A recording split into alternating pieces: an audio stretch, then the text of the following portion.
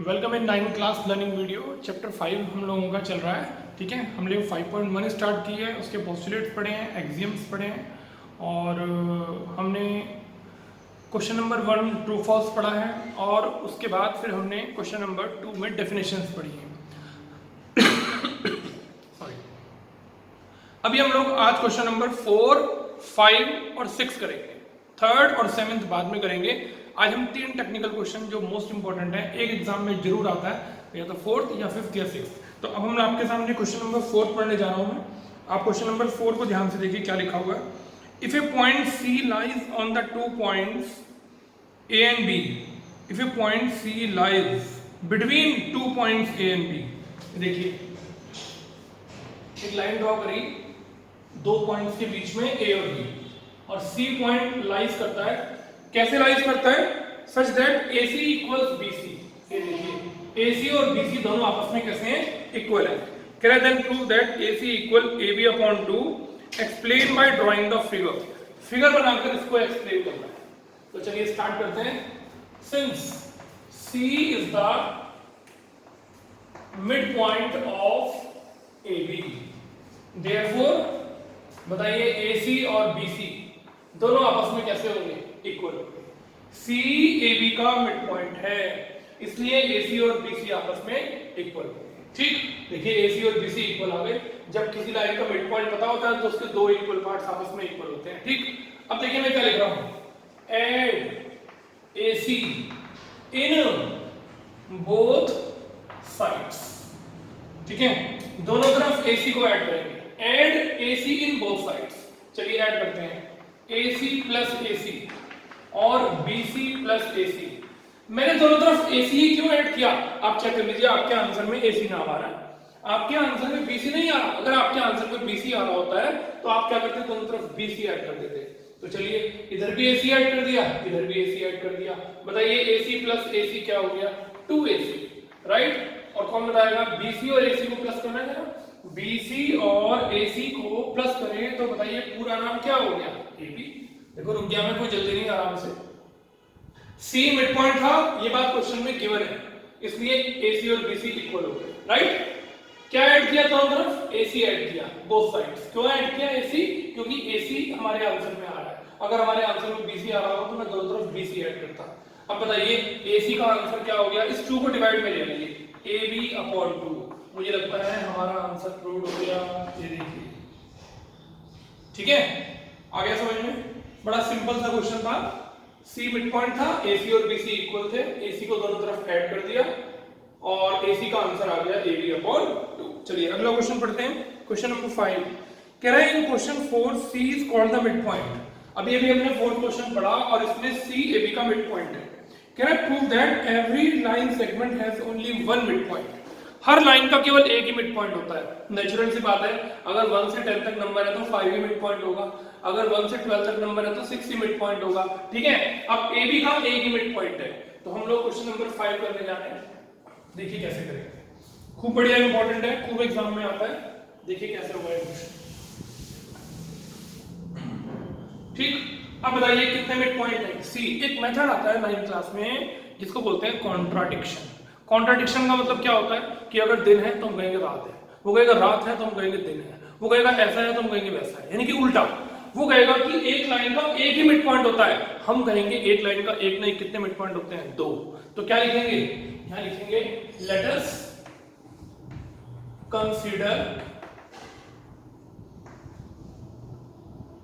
D is the midpoint of AB।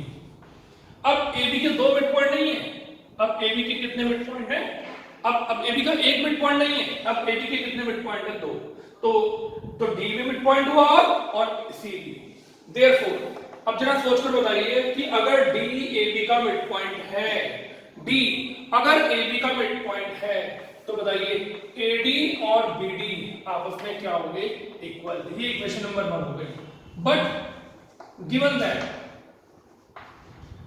देखिए question में आपको क्या दिया हुआ है? आपको क्वेश्चन में दिया हुआ है C is the mid point of AB।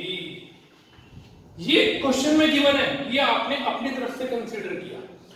Contradiction method है। कैसे बोलते हैं? वो कह रहा है कि एक लाइन का एक ही मिड पॉइंट होगा, हम कहेंगे एक नहीं होगा, कितना होगा? 2 मिड पॉइंट होंगे।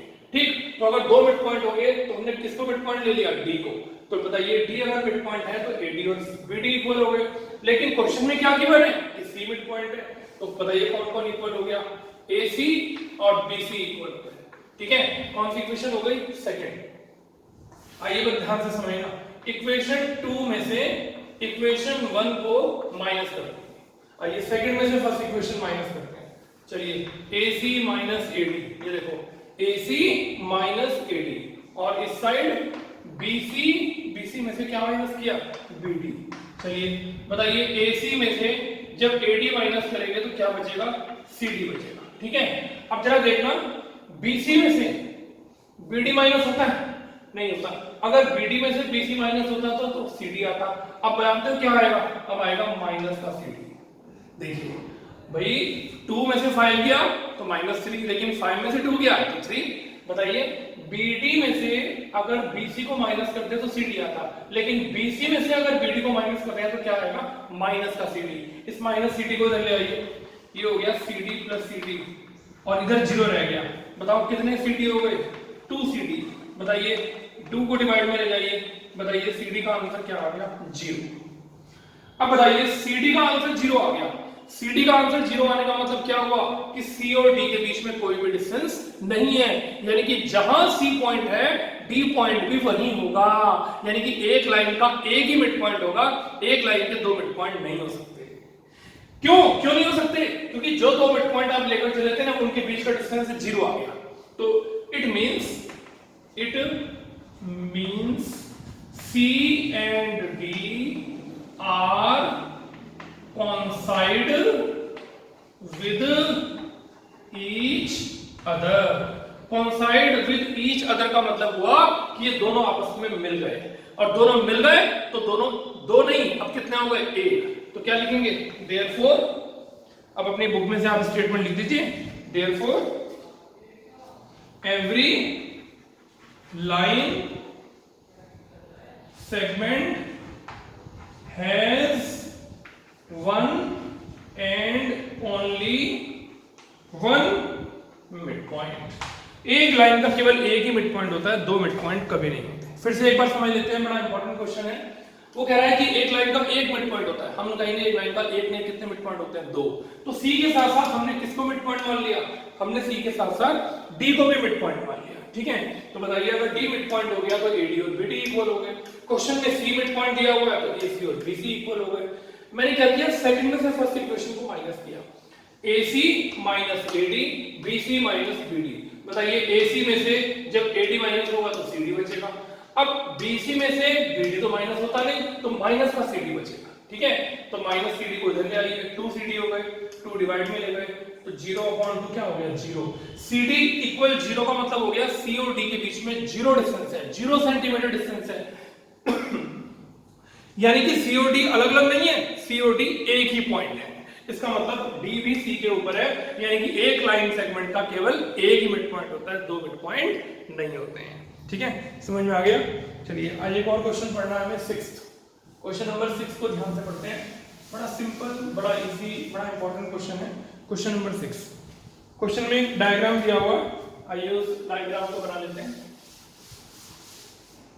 डायग्राम में लिखा हुआ है, ये डायग्राम बना हुआ है जिसका एक नाम है ABCD। क्वेश्चन में दिया हुआ है AC BD के इक्वल है, ये बात क्वेश्चन में गिवन है। क्वेश्चन नंबर 6, AC जरा देखिए फिगर में, AC कहां है? ये रहा AC, और BD ये रहा BD। ठीक है, अब बताइए क्वेश्चन में क्या प्रूफ करना है? आपको प्रूफ करना है कि AB CD के इक्वल होगा। ठीक, क्या करेंगे? AC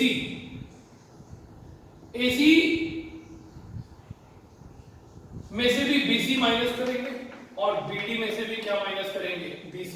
अगर आपको एक एक्सियम याद हो, if equals are subtracted from equals then remainders are also equal. ठीक है। देखिए AC और BD, यहां से यहां तक AC और यहां से यहां तक BD, कौन सा पार्ट दोनों में कॉमन आ रहा है? BC। तो आपने क्या किया, दोनों तरफ में से BC माइनस कर दिया, जो रिजल्ट पहले था वही रिजल्ट बाद में रहेगा। देखिए आपने दोनों में से सेम चीज माइनस करी, तो बताइए जब AC में से BC माइनस होगा तो बताइए क्या बचेगा? AB बचेगा।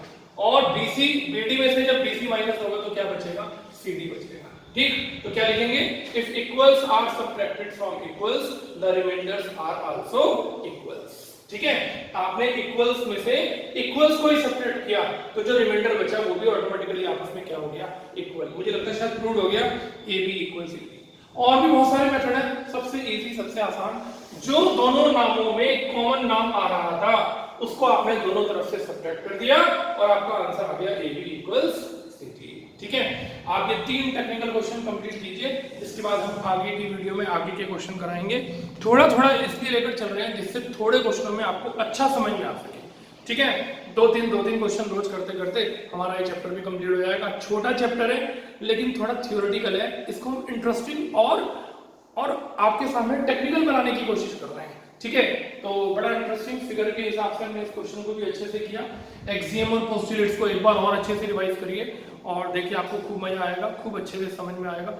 थोड़ा थोड़ा काम कॉपी के ऊपर करते रहिए, अपडेट रहिए, जिससे आपका कोई काम छूटे ना। Thank you very much, have a good day.